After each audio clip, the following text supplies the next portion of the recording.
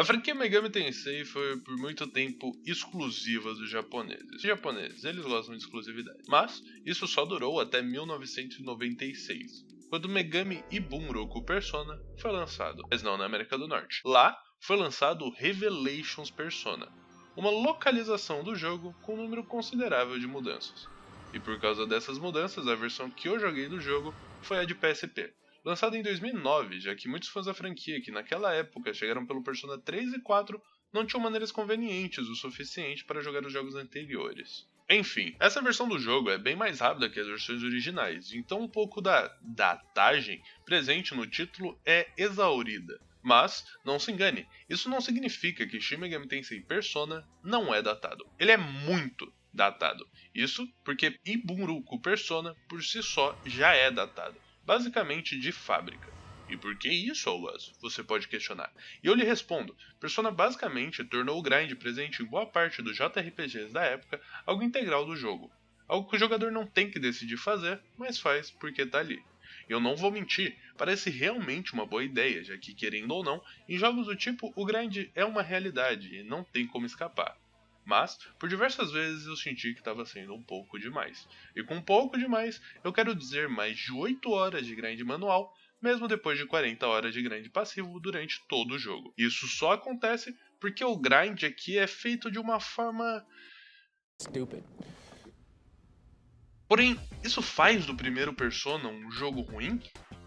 Sim, mas, apesar do fato incontestável, esse jogo me provocou um sentimento volitivo. Por diversos momentos, era como se eu não simplesmente quisesse, mas também escolhesse jogar. E você pode me dizer que isso advém da vontade de fazer uma análise do jogo em questão, ou então da melancolia debilitante que eu sentia sempre que pensava que poderia desistir de mais uma coisa que comecei na minha vida e me arrepender em um futuro próximo. Mas eu digo que não. Eu diria que eu escolhi jogar o jogo pela vontade de ver o que vai acontecer de bom ou de ruim a personagens não tão profundos e nem tão cativantes, tirando a Maki, mas que estiveram comigo durante muito tempo, apresentando as suas não evoluções, tirando a Maki, características e bem constantes. E eu não digo que entrar em uma sala após horas e horas andando por dungeons e simplesmente ler um diálogo bem longo de personagens infames, tirando a Maki, com uma boa trilha sonora de fundo, piadas clichês dos anos 90 e problemáticas imensas demais para você sequer vislumbrar aquelas almas jovens resolvendo-as, é algo recompensador, mas é alguma coisa que te dá força, mesmo que momentânea, para continuar grindando. Porém, apenas manipulação emocional não vai fazer o jogo ficar bom. E Iborunko Persona não é bom, mas coisas boas o habitam, como por exemplo uma ótima trilha sonora composta por, mais especificamente, Kenichi Tsuchiya e Shoji Meguro, que não foram os únicos a trabalharem ali, mas esse foi um dos primeiros projetos de um escopo mais profissional da carreira dos dois, e dali em diante eles continuariam a produzir muitas músicas para a franquia Megami Tensei no geral, mais focado em Persona, mas fazendo mais algumas coisas além disso. Com a junção desses dois, mais Misaki Okibi e Hidehito Aoki, o ST de Bunroku Persona foi algo simplesmente genial. E mesmo que a versão de PSP tenha sido refeita e remasterizada pelo Meguro, as edições originais são tão boas quanto.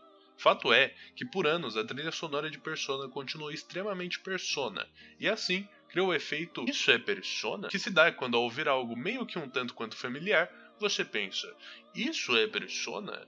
E pasmem, geralmente é. E tal qual como as músicas de Persona sempre permaneceram bem Persona ao passar dos anos, a mecânica de exploração do jogo também segue bem parecida até os dias de hoje. Em Persona, a gente tem 3 estilos de navegação. Uma, em que o jogador move a sua party pela cidade do jogo, estando constantemente vulnerável aos perigos do mundo moderno, de 1996. Ou seja, demônios criados a partir de inseguranças da população geral. E cá entre nós, do jeito que eu grindei esses demônios, a população geral não anda muito bem.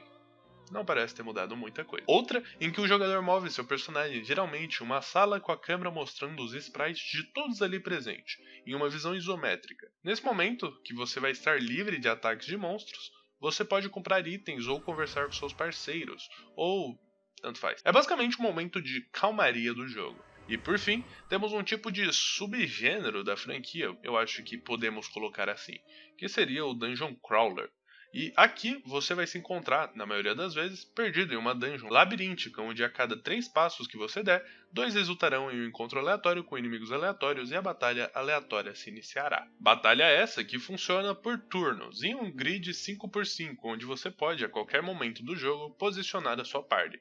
Porém, se fazê-lo no meio de uma luta, isso vai te custar um turno do personagem fazendo uma caralhada de absolutamente nada, além de trocar de posição. E além de trocar de posição, você também pode, pasmem, atacar seus inimigos. E como você faz isso? Para falar a verdade, as opções são diversas, podendo desde descer a porrada nos demônios até descer o chumbo. Ou você pode ser um pouco menos agressivo e deixar que o seu persona seja por ti. Basta mandá-lo cacetar o inimigo em troca de uma boa porcentagem do XP, que ao invés de ir para o personagem em questão, irá para o persona também em questão, o mesmo fará o que lhe foi mandado, que vai de debufar o inimigo a bufar aliados, curar ou simplesmente quebrar o inimigo na porradaria franca. Mas, é claro, você também pode ser verdadeiramente um pacifista, e ao invés de descer o sacode nos seus adversários, tentar ganhar vossa simpatia de forma a adquirir itens, cartas de fusão, XP, ou simplesmente fazê-lo fugir de medo. Essa que é uma mecânica de extrema utilidade no jogo, já que você vai ter que conversar e muito com seus inimigos para poder se fortalecer, obtendo cartinhas para fusão, fundindo-as e assim adquirindo novas personas mais e mais fortes. Na realidade, existem muitas mecânicas de extrema utilidade aqui, mecânicas que realmente fazem diferença entre se fuder muito grindando e se fuder um pouco menos. Mecânicas como as fases da lua, que interferem em bem basicamente absolutamente tudo no jogo. Ou a mecânica de alterar a party indo atrás da garela da escola. Mecânica tal que eu só fui descobrir após zerar o jogo da primeira vez. Depois de passar a minha gameplay inteira me perguntando quando caralhos eu ia poder jogar com o Rage. Eu nunca joguei com Rage. No fim das contas, Persona 1 é um ótimo primeiro jogo. Um jogo com seus erros sendo facilmente apontáveis para que, em uma sequência, venham a ser consertados e com seus acertos sendo facilmente visíveis, já que seus erros são facilmente apontáveis. Existem muitas ótimas ideias aqui, mas é como se tudo fosse consumido por alguns poucos erros. Como o grid simplesmente existindo e limitando muito as batalhas do jogo, sendo às vezes até um empecilho que as faz demorar mais do que o normal. Ou até mesmo o sistema das fases da lua, que é simplesmente muito escondido no jogo, dando a impressão de que seria melhor se ele não existisse ou se fosse bem mais presente durante a gameplay.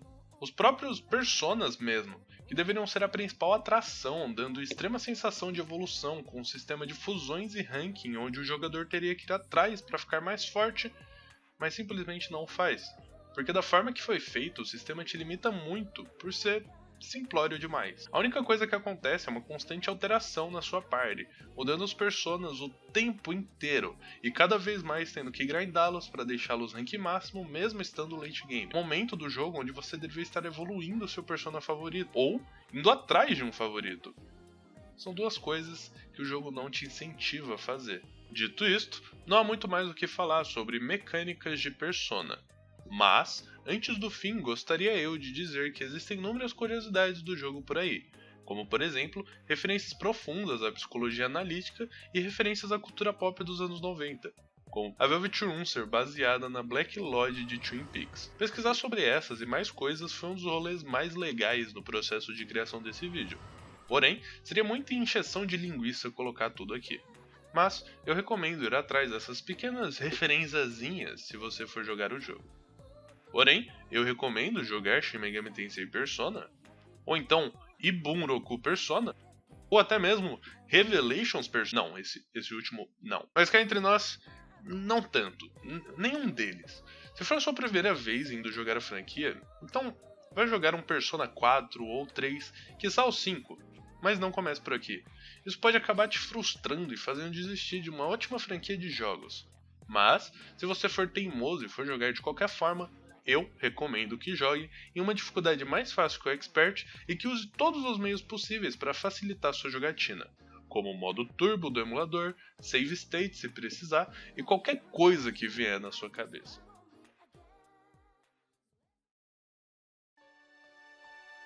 Enfim, é isso. Persona. Esse vídeo demorou tanto para sair que eu já comecei a roteirizar a sequência, mas eu fico feliz que você tenha visto até aqui. E compartilha o vídeo.